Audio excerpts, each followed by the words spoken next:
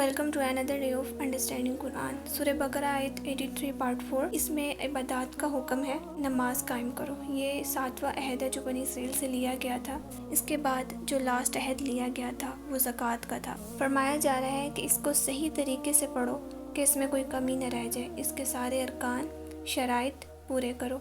इकामत सलात से मतलब अरकान वाजिबात शराइत को सामने रखते हुए नमाज पढ़ी जाए। कामिल नमाज वो होती है जिसमें मुस्तहबात को भी शामिल किया जाता है और अदा की जाती है। यानी कुछ नमाज में अमाल मुस्तहब भी होते हैं, जैसे कि एक मसला ये भी सुना गया है कि ख़वातीन नमाज में पाँव ढांके या ना ढांके, ये मुस्तहब अमल में से है। अफजल नमाज होगी अगर आप ढांक के पढ़ें, लेकिन टखने लाजमी ढके होने चाहिए। फिर नमाज़ों के औकात का ख्याल रखना भी बहुत ज़रूरी है। डिले ना करें, नमाज का कुछ हिस्सा ज़ाया ना करें और रुकू और सुजूद प्रॉपर करें। बाज़ औक़ात हम रुकू और सुजूद इतने तेज़ी में करते हैं कि वो हमारी नमाज काबिल कबूल नहीं होती। इत्मीनान के साथ हर रुकन अदा करना मीन्स हिलते हिलते नमाज नहीं पढ़नी चाहिए। अभी हम रुकू में गए ही हैं कि जस्ट मूवमेंट हुई है और हम सजदे पे गिर पड़े। पहला सजदा ख़त्म हुआ नहीं और अगला कर लिया।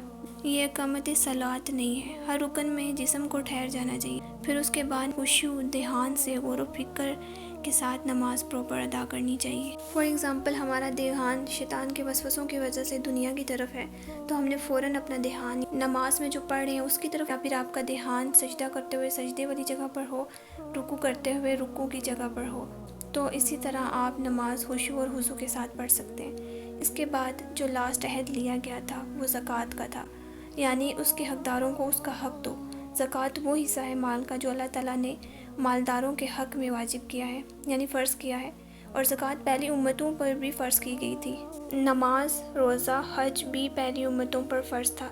हज़रत इब्राहीम अलैहिस्सलाम को हुक्म हुआ लोगों में हज का ऐलान कर दें।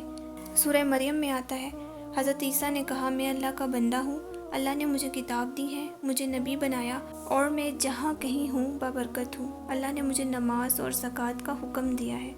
अब ये बात हमेशा याद रखिए कि ये सिर्फ मुसलमानों के लिए नहीं है। आज भी ऐसे ज्यूज़ हैं जो नमाज़ों का एहतमाम करते हैं। ज़कात सदक़ात के अलावा होती है। बाज़ लोगों को ज़कात देने का कहा जाए तो कहते हैं कि हमने पूरा साल ही सदका किया है। वो समझते हैं कि सारा साल सदका करने से ज़कात अदा हो जाती है। ऐसा हरगिज़ नहीं है।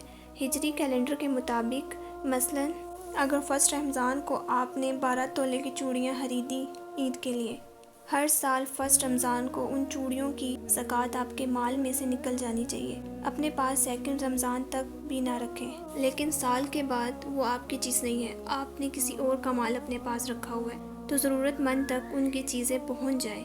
ज़कात की और तफसीलात भी है, लेकिन याद रखिए कि नमाज के बाद ज़कात का दर्जा है। ज़कात अदा करने से अल्लाह ताला की रहमत मिलती है, माल का शर व बाल दूर हो जाता है और खुश दिली से ज़कात देने वालों के लिए जन्नत का वादा है।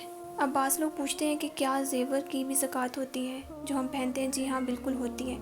ज़ेवर की ज़कात अदा ना की जाए तो आग में ले जाने का सबब है। सुनन अबू दाऊद की रवायत है, हज़रत आयशा रज़ियल्लाहु अन्हा के पास नबी सल्लल्लाहु अलैहि वसल्लम तशरीफ़ लाए तो उन्होंने उनके हाथों में चांदी की मोटी मोटी अंगूठियाँ देखी। आपने पूछा आयशा ये क्या है? कहा कि मैंने इसलिए बनवाई है कि आपके लिए ज़ेब ज़ीनत इख्तियार करूँ। आप सल्लल्लाहु अलैहि वसल्लम ने पूछा क्या तुम ज़कात देती हो? मैंने कहा नहीं। आपने फरमाया कि तुम्हें जहन्नुम में ले जाने के लिए यही काफ़ी है। मीन्स उनसे कहा गया कि इसकी ज़कात दो, और ज़कात ना देने वालों के लिए गंजा साहब मुसल्लत होगा क़यामत के दिन हशर के मैदान में ही। चाहे बाद में वो जन्नत में चले ही जाएं, लेकिन उनको उसकी सज़ा मिलकर रहेगी। इसलिए ज़कात के बारे में कॉन्शियस रहना चाहिए, और शमसी कैलेंडर के मुताबिक नहीं, क्योंकि इसमें हर 83 साल के बाद 1 साल कम हो जाता है। इन 8 चीज़ों का अहद लेने के बाद अल्लाह ताला फरमाते हैं फिर तुम मुँह मोड़ गए, मगर बहुत थोड़े तुम में से, और तुम हो ही मुंह मोड़ने वाले। तवल्ली का मतलब होता है किसी चीज़ को पीठ पीछे डालकर बुला देना, और ये एराज़ से भी ज़्यादा संगीन अमल होता है।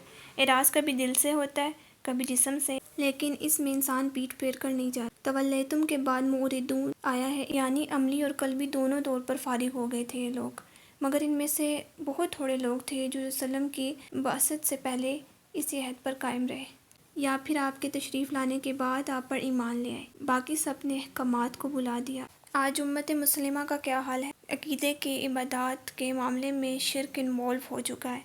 फिर इसके बाद वालिदैन के साथ क्या सलूक किया जा रहा है, रिश्तेदारों के साथ कट ऑफ किया जा रहा है, यतीमों और मिस्किनों के साथ क्या सलूक किया जा रहा है, اور نمازوں کی تو بالکل پرواہ ہی نہیں ہے، اور زکوٰۃ کے بارے میں نالج ہی نہیں ہے کہ کب دینی ہے، کتنی دینی ہے۔ تو یہاں یہود کی سرکشی اور نافرمانی بتا کر ہمیں سبق سکھایا جا رہا ہے کہ ہم نے ایسا نہیں کرنا، ہم نے اپنے رب کا حکم ماننا ہے، اور اس لیے نہیں ماننا کہ لوگوں کو اچھا لگنا ہے، بلکہ اللہ تعالیٰ کی رضا کے لیے سب کرنا ہے۔ تو دین دو بیسس پر ہے: اللہ کی تعظیم، اللہ کے حکم کو نہ ٹالا جائے، اور دوسرا یہ کہ مخلوق چاہے انسان ہو یا جانور، اس کے ساتھ اچھا سلوک کیا جائے، اور غیر اللہ کی عبادت بالکل جائز نہیں ہے۔